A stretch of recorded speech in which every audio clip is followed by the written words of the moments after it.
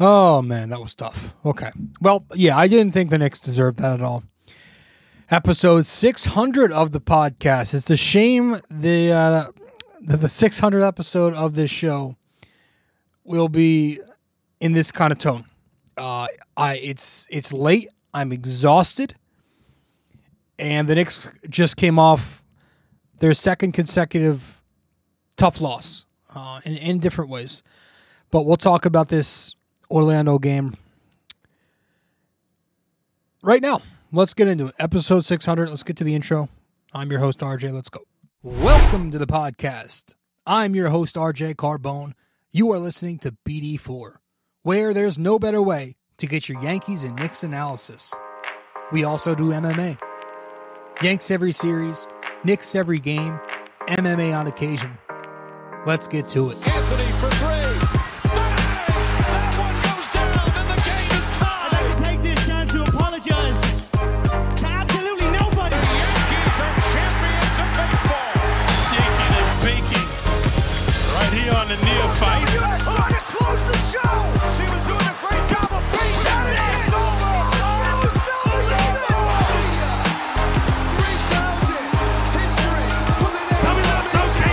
Don't you regret not coming to the Knicks? Don't you regret not coming to the Knicks?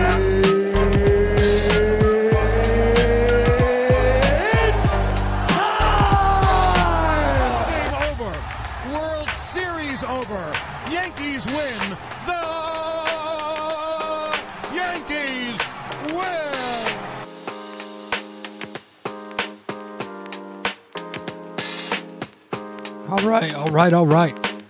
All right. That's a nice way to crack the voice to start up. That was nice.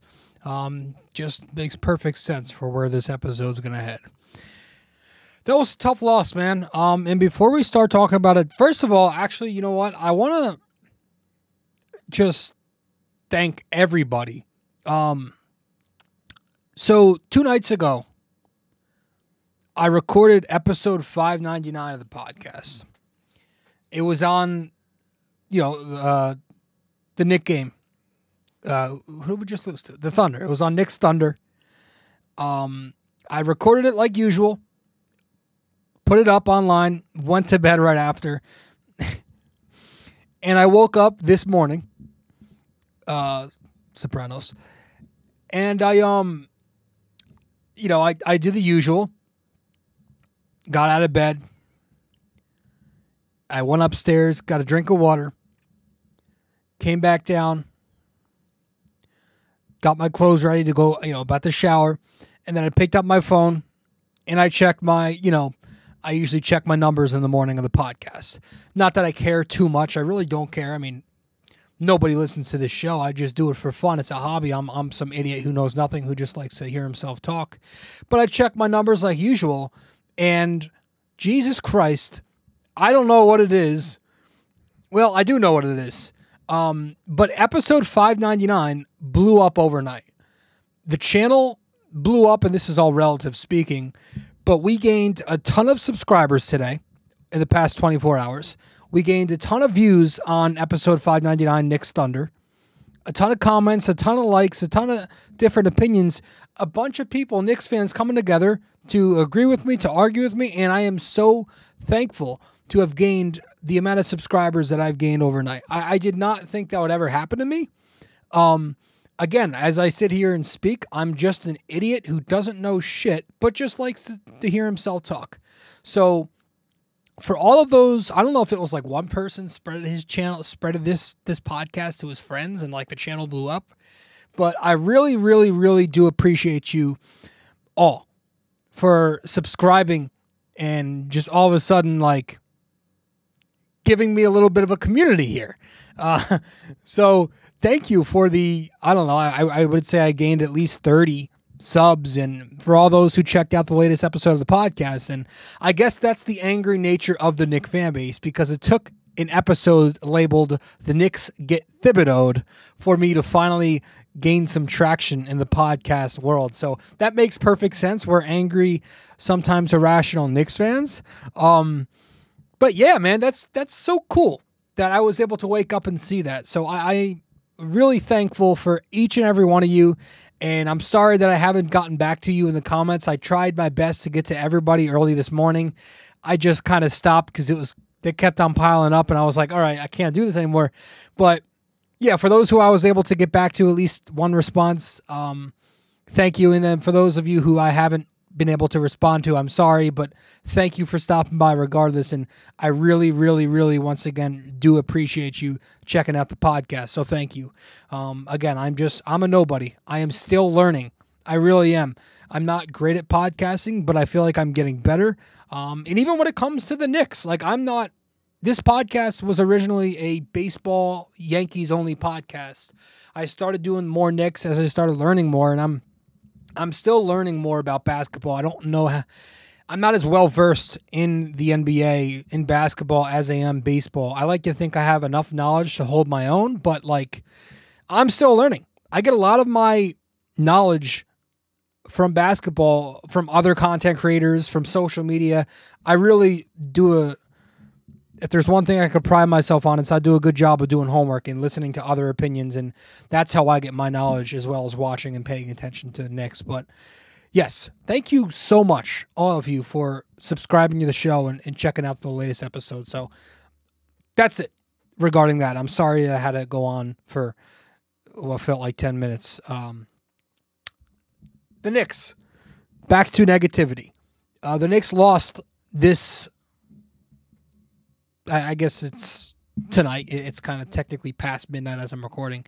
The Knicks lost to the Orlando Magic. I can't even speak right now. 117-108 tonight in Orlando. The Magic came into this game without a few names. Jonathan Isaac, Joe Ingles,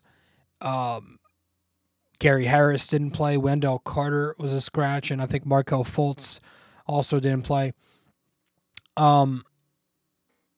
Knicks came into it, healthy as they can be. And just right out the gate, Orlando goes on this 21-12 start. You could see early on, like the energy's not there. The Knicks are turning it over. They were getting beat in dribble penetration. Randle was hot, quickly knocked down a few field goals in the first quarter, and I think the Knicks even took a 29-26 lead after one. But the second quarter comes, and the bench comes in, and they're pretty putrid early on. Later in the period, starters check back in, and it's not much better. Brunson and RJ continued to have, honestly, borderline disgraceful first halves with the amount of air balls, blocked shots from them, turnovers, and RJ missed a really brutal free throw. They were terrible in the first half, and the Knicks, anytime they made a small push, kind of erased it. Like the end of the half, they had that garbage turnover that led to that transition bucket, and they were down 55-44 at halftime. Third quarter, the game kind of was put to bed right away. They go from being down 11 entering the period to, within the snap of a finger, down 20 points, like instantly. Brunson and Randle tried giving, not Randle, Brunson, Randle, and even a little bit of Quickly. They gave the Knicks a little bit of life there in the third. And it was 86-74 Orlando after three. And then in the fourth quarter, you got the fake comeback. You got the trademark fake comeback for the Knicks. I actually called it in the first quarter. I was on Twitter, and I commented. I'm like, this is going to be a trademark fake comeback game. And it was. The Knicks had some key buckets. RJ posting Cole Anthony, and Grimes knocks down a three. Randle hitting buckets. Brunson had a few points in there, and they cut the deficit to 5 points a few times. But that was really as close as it came, and they just ran out of time, and the lead ballooned back up, and they'd eventually lose 117 again to 108 tonight in Orlando. And it just continues to be a trend where the New York Knicks are not playing any defense with this starting five, right? That's something that's been an issue. It's been an issue for going on a month, I would say. It's an unsustainable starting five, in my opinion. I mean, the Orlando Magic are a bottom 10 offense in basketball, I believe. And you just let them score 117 points on you. The Knicks couldn't get stops. They instead fouled. You know, they were playing very unintelligent defense at the point of attack. You know, they were closing out way too aggressively on like non-shooters, which obviously killed them in dribble penetration. And they allowed a ton of dump-off passes to the Orlando bigs. Just easy shots in the open, you know, in the dunker spot.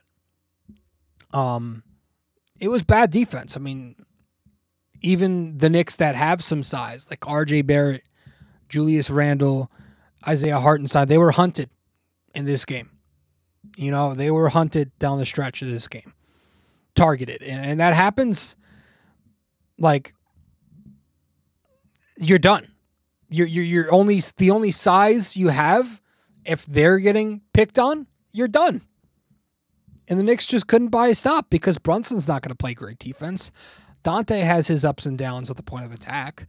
You know, like, this Knicks starting five is not a sustainable one, in my opinion. There's not one plus on-ball defender, in my opinion, in the starting five. Between Brunson, Dante, Randle, RJ, and Ihart, I think you keep throwing that out there. Again, maybe the schedule softens up enough to where you can still find a way to get a top six with this starting rotation. I don't know. I feel like if they keep throwing these five guys out there together, this Knicks team is going to remain where they are, and that's a play-in team.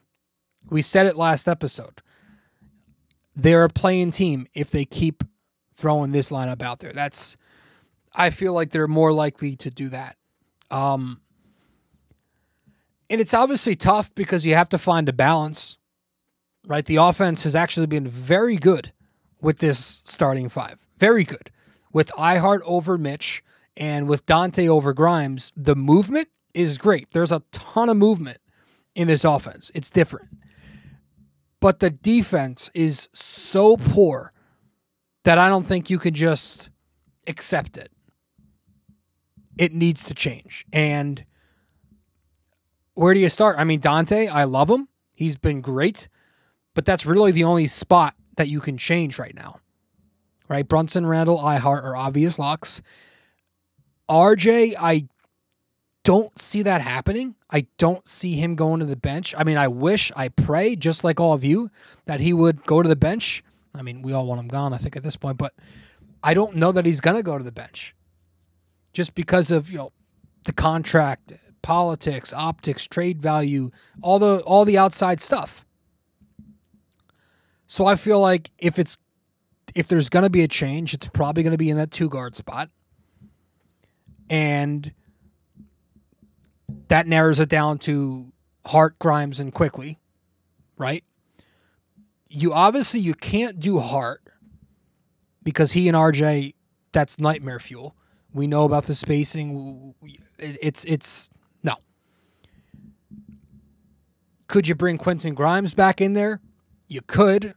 Do I see that happening? Because I feel like the Knicks worry about optics a lot. I don't know. And then there's the obvious one that makes the most sense if you're simply talking about playing the best players is putting Emmanuel Quickly there. Putting Emmanuel Quickly at the 2 spot. But the problem, I was just listening to a podcast that made an excellent point regarding this. Like they were saying the problem with playing your best players all together is it means that you're also playing your highest usage players together. And so your 4 high usage guys in one lineup is something you should at least think about. And there's something you can do about that, right? And this, like, what's the solution if you want Quickly in there and you don't want all these guys on the ball? Well, that's when you go back to what I think is unrealistic. And that's, again, getting RJ out there, getting quickly in there and going with that death lineup that we've been talking about lately. The Brunson, Quickly, Hart, Randle, Hart 5-man lineup. That's the lineup that I would like to see, right? It's the one that's been playing the best this season for the Knicks, but we know, and the shitty part is, we know that they know the data, and the data supports it. The eye test supports it. But I don't see that happening. I don't see them throwing RJ to the bench. I mean, how many other stretches has he gone through in his 5-year career so far where he's been bad like this? Plenty of times. They haven't done anything about it. So I don't know. I don't think we see that lineup anytime soon. I mean, he barely, I don't want to say barely goes to it, but did we even see that lineup tonight? Did we see Brunson, Quickly, Hart, Randle? I don't think, I don't remember.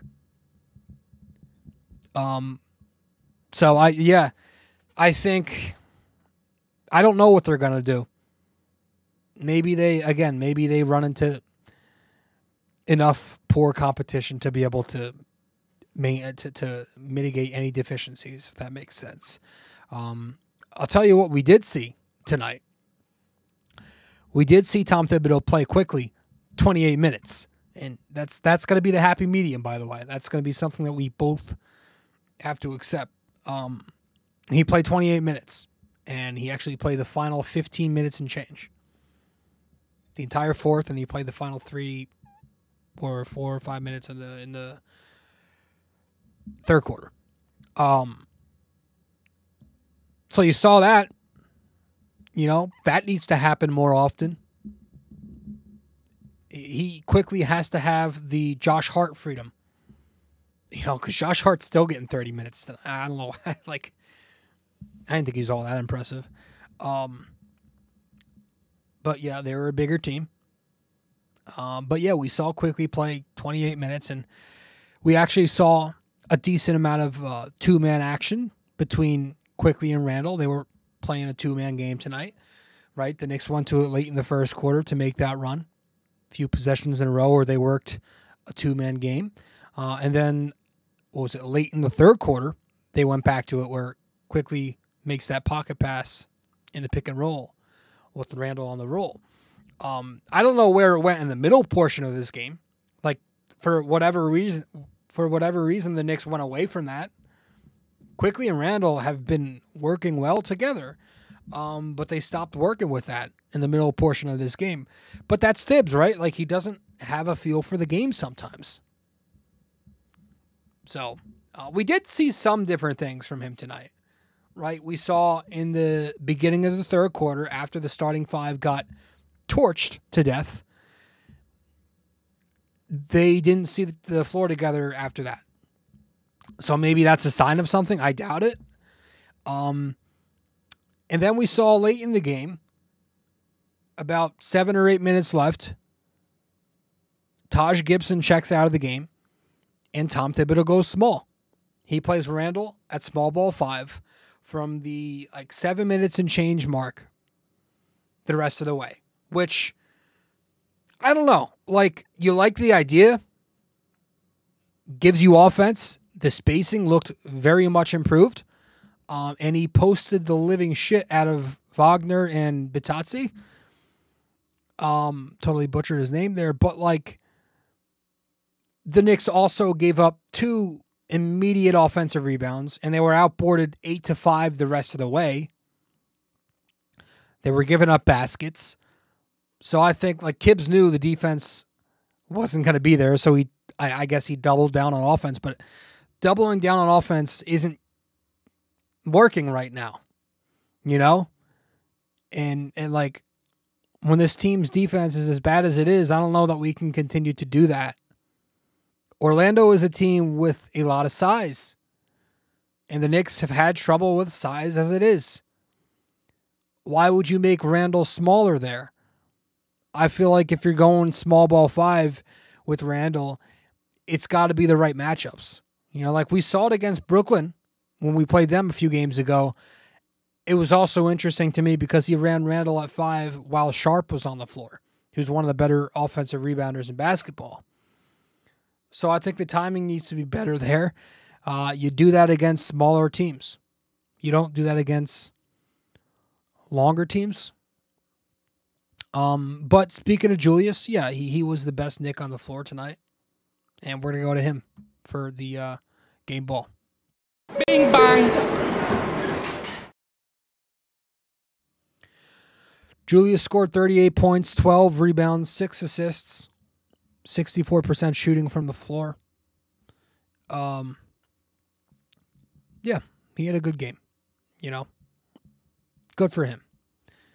His strength at the basket, his touch at the basket was there. He was bullying the Magic. He had some defensive lapses, some key ones, but he was the best Knick tonight, regardless. So he gets the game ball. That's his 8th on the season. And Emmanuel quickly also gets a game ball. He was okay. 12 points. 4 for 10. Some good moments, some bad ones. Quickly on the year, he's up to 15 game balls, which leads the New York Knicks. But yeah, I didn't think the bench was all that impressive, but he was the least worst. I think that's like there's not much, man. Like I'm tired. It's late. Yeah, like Randle was the only one to show up of the big three. And please put that in quotes.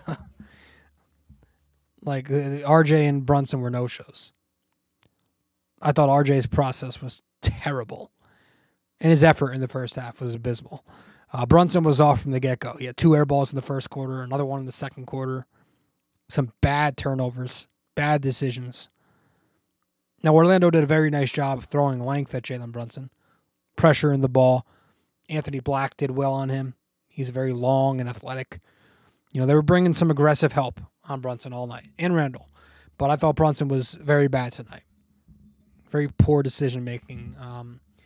He got to the free throw line. He converted them, so he finished with 20 points still, but didn't like his game.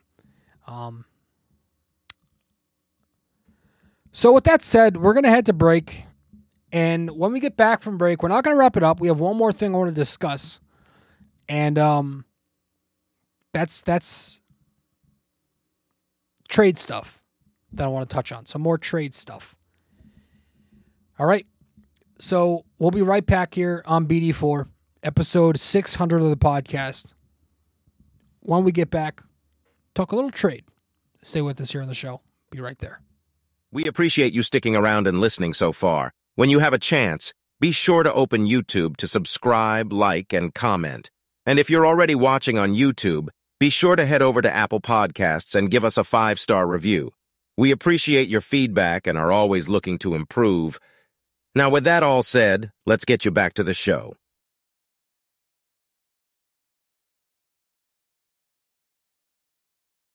You can also find us on social media. If you'd like, you can follow BD4 on Facebook, and we're at BD4Pod on both Instagram and Twitter. We appreciate you helping us grow more and more every day. Let's get back to it.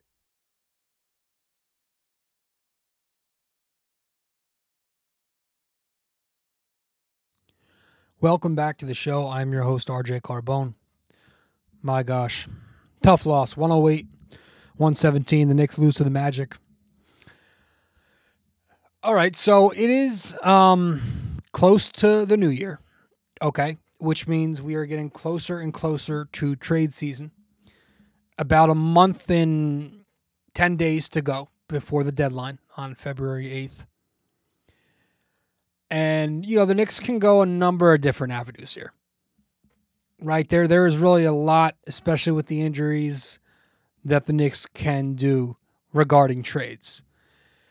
We already spoke on a little bit of the center stuff after the Mitch news.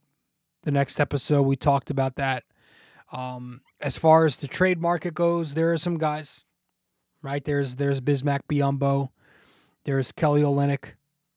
There's Andre Drummond. You're hearing a little more about Clint Capella. maybe Atlanta becomes sellers because you're hearing rumors about DeJounte Murray, Sadiq Bey, who we'll talk about in just a second. Onyeka Okongwu just got, I think before the season, got extended on a 4-year contract. So Capella, I believe, has 1 more year left after this season. So there's a good chance that he could be on the market. Does Atlanta decide to sell? At the end of the day, I feel like the Knicks are probably going to make a very marginal move at center. I feel like it's going to be a signing because they did request the aid money, right? The $8 million in financial support, whatever it was called. I feel like they're going to sign and not trade. Just because, iHeart's a capable starter. He's going to start. He's capable of starting. You have Jericho working his way back. You know Tibbs likes Taj. I don't see the Knicks using assets in the trade market when all the Knicks need is a backup for 15 minutes a night. Plus, you got to pay that guy if he's not a rental. I feel like they're going to go the route of one of these, stopgap signings. I don't even want to say the name because these are gross. Cousins or Dwight, maybe Noel, Ken Birch. Maybe we see, who he was with this team in the summer, Isaiah Roby. I don't know. Maybe they grab one. I don't know. I'm not saying I prefer that, but I feel like it all depends on how aggressive Leon wants to be, right? Because you're 2 other positions you're starting to hear about. You've been hearing about wing. You're hearing about guard now. DeJounte Murray is a thing that keeps coming up. We talked a little bit about it on last episode, 599, which blew up overnight. Thank you. And I'm like Brunson and DeJounte Murray would be a nice backcourt. Having 2 playmakers allows Brunson off ball more because DeJounte can initiate offense. And having DeJounte in there over Dante DiVincenzo at 2 guard gives the Knicks more switchability, right? They don't have to rely on dropping and icing pick and rolls often, giving up wide open threes and pull-up jumpers. They can switch it instead because of his length. He can score. He can play good one-on-one defense, but also he gets into the passing lanes. He's good. And he's on a contract that's affordable. $18 million this year, $25 million next year. Then it goes to 28, 30, and 32 in 2028. And the Knicks currently are at $162 million. The Lugs tax is $165. So they have about less than $3 million before they hit that tax. And you think, Brunson, Randle are not making the max currently. They're both due in 2025. DeJounte is not making the max right now. You also have Fournier coming off the books next year because, he's got a player option and the Knicks are close to the tax, so you can't imagine they're going to pick that up. He doesn't even play. I feel like he's probably going to be in that deal. Do they try and go for him? It's probably Fournier in there as a salary matcher since the money works. And then, I don't know, is 3 picks too much? 2 unprotected, 1 protected. Maybe you throw the Dallas pick in there. Maybe it's Fournier, 3 picks, and quickly. That's something maybe a lot of us don't want to hear. But, again, like we discussed last show when we were talking about DeJounte, the writing is on the wall regarding Emmanuel Quickley. I mean, look at all the signs. Go back to the summertime, all the way back to the fucking 4th quarter Wednesday night. The signs are there that the Knicks are probably parting ways with Quickley at some point. Right? It all began when they extended Josh Hart. I love Hart. Hart is a good player. He's very valuable. The Knicks signed an intangibles guard for $20 million a year. And then to follow that up, they brought in DiVincenzo after losing a power forward. And the DiVincenzo move, that was it right there for me. I mean, look at what's happening right now. He's starting as shooting guard over the 6-man runner-up from last year who got better this year. That's all you need to know, in my opinion. I feel like that's all you need to know. And the icing on the cake was October 24th, when they did not come to an agreement. So I don't see the Knicks paying Quickley close to or maybe even at $25 million a year as a backup point guard with his ceiling being Brunson. Not with all these other guys on bigger deals right now. To me, it's got to be, well, it's like you get a return on him or you lose him for nothing, right?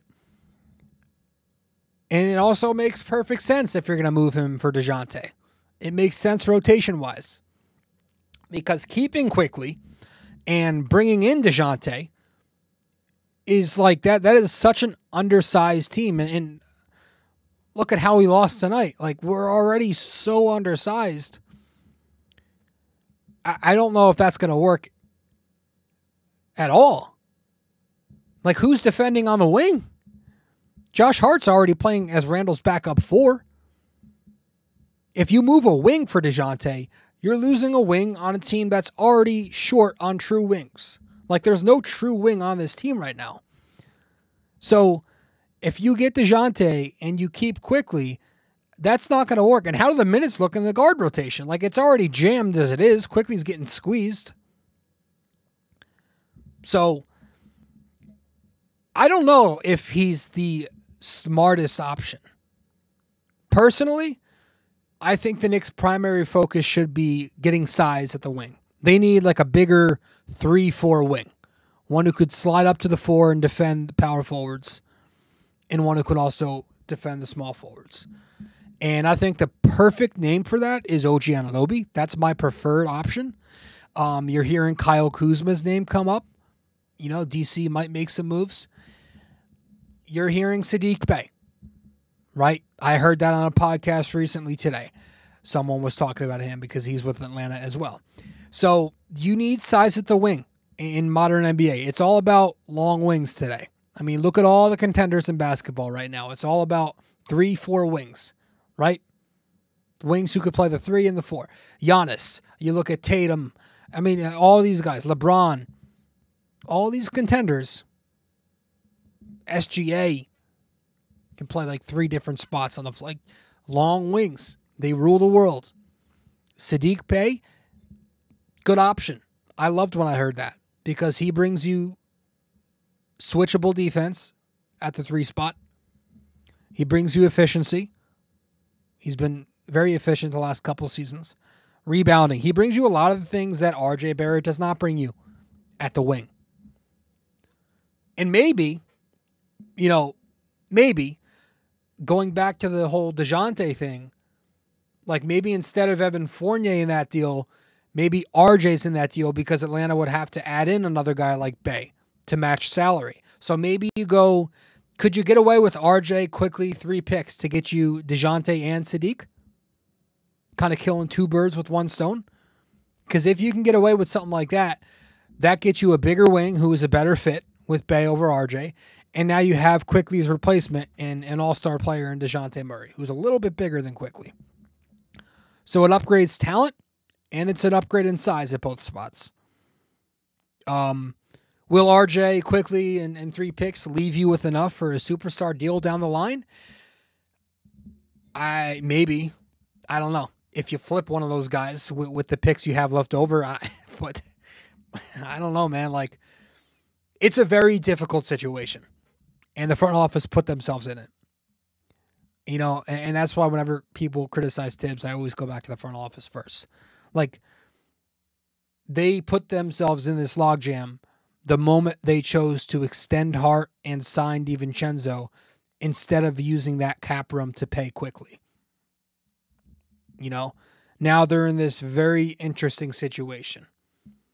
It's like, if you're the Knicks, you got to ask yourself, how far do you go at the deadline? How aggressive are you being? Do you grab size at the wing and then you call it a day, knowing that it's a marginal move? Or do you double down and you go for DeJounte Murray and you go for a wing on top of that? 2 trades mid-season, not to mention a possible trade at center.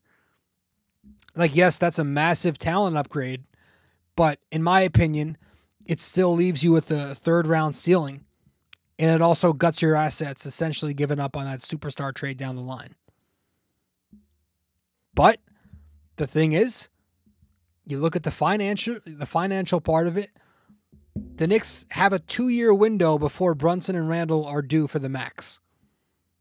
So, again, the front office really did a number on the Quickley situation with their recent moves in the past summer. You know, but I think what I do is I focus on size.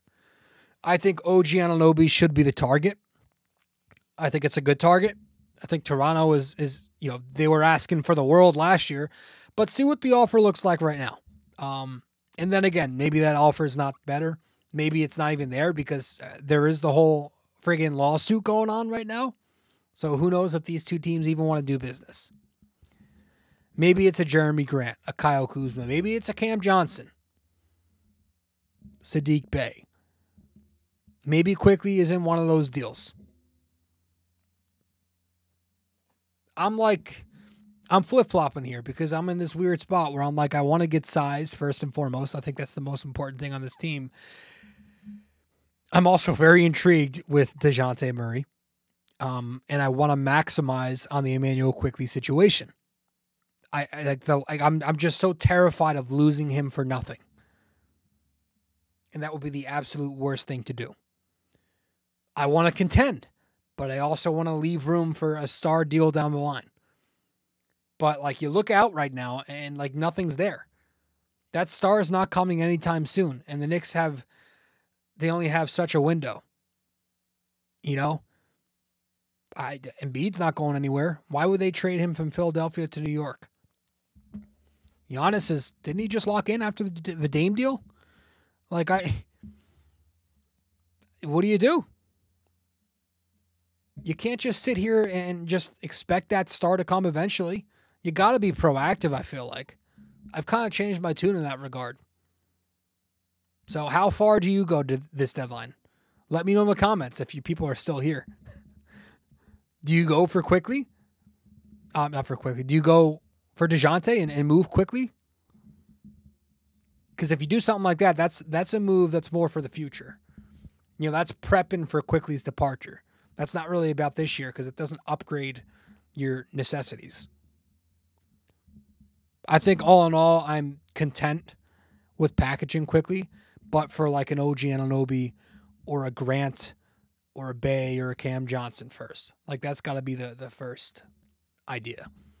This way you upgrade at wing, you get size there, clear up guard minutes, and you still have assets left over for the star deal. I think OG's is the perfect 3-4 wing for this team. He's versatile, he's switchable, and he can score.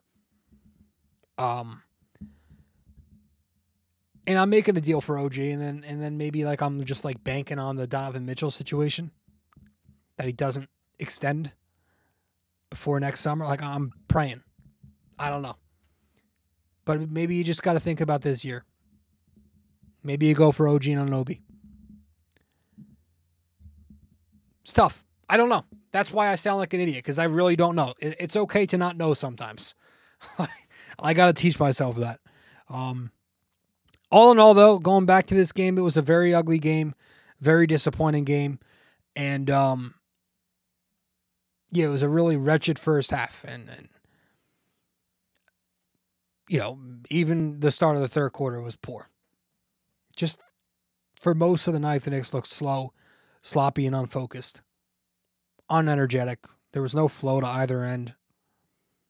You would have thought this was the second of the back-to-back, not the first. Brunson and RJ were bad. Dante was bad. iHeart, foul trouble again. Grimes is so bad that, his name has been brought up the last couple of nights. You're hearing his name. That's it. You're just hearing his name. And I'm, happy about that. Because he's been so bad that he's finally taking some shots. And I'm like, wow. So, that's where he is.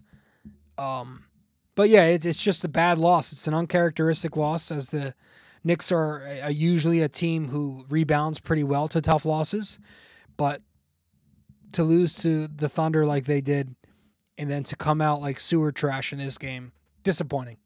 And now the Knicks are the number 7 seed on the verge of dipping to 8 if they lose tomorrow against the Pacers. And that's where it kind of gets scary, because you don't want to drop to 8 and start to get buried, right?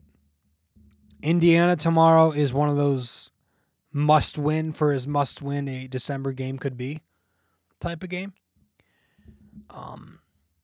Before this road trip, I was looking at like 2-1. I thought that was possible. I said the OKC game was the swing game. Said whatever happened there, whatever, okay, deal with it. But I thought the Knicks were more than capable of taking down the Orlando Magic. Nope. Now they got to go face the Pacers in Indiana, who have a high-octane offense. Everybody's favorite superstar, Obi Toppin, just got benched. Okay, so he's not a starter anymore. But I'm sure he'll score 8 points tomorrow. And his fangirls will want Tibbs fired because he scored 8 points for the Pacers, and they'll want Obi to win MVP. All right. I'm tired. I'm getting delusional. Gonna go to bed. First, let's wrap this up with our trivia. When we return from break, stay with us here on BD4, episode 600. If you have time in the day, or maybe just prefer old-fashioned reading over listening, then you can always follow along and subscribe to BD4 Blog by going to bd4blog.com. We're not on there as often, but when we do post, it's just as entertaining, opinionated, and passionate as we are on this podcast. Thank you so much. And let's keep on with the show.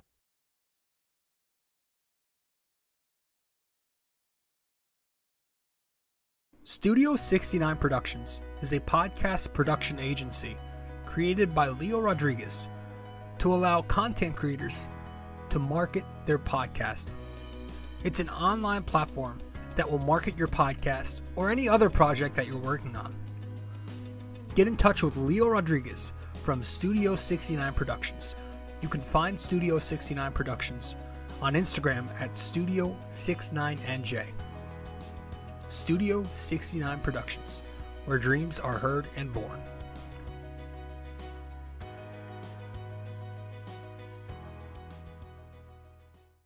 All right, let's wrap this up with our trivia.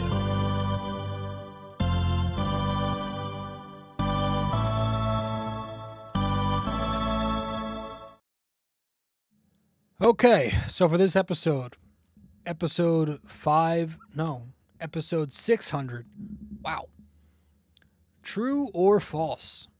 Tom Thibodeau is currently top 5 in Knicks history in wins. Is that true or false? Tom Thibodeau is currently top 5 in Knicks history in wins. Let me know the answer wherever you can reach me. If you get the answer correct, I'll give you a shout out in the next episode. Tom Thibodeau is currently top 5 in Knicks history in wins. True or false? All right, that's it. I appreciate every one of you. Once again, thank you so much to all the new subscribers that surprised me overnight. That was awesome. Again, just goes to show being negative helps, folks. Knicks fans love negativity. Thank you. And thank you for listening. If you made it this far, I appreciate it. Thank you so much, and I'll see you in 601. Later. This episode was brought to you by Anchor. Hey there! If you stayed the entire way through, we thank you immensely for it. We hope you enjoyed this podcast and that you come back for the next episode real soon.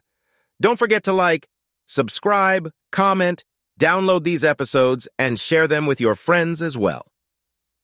BD4 is a 5-star podcast simply because of you, and we'd like to keep it that way. Have a wonderful day. Go Yankees, and go Knicks!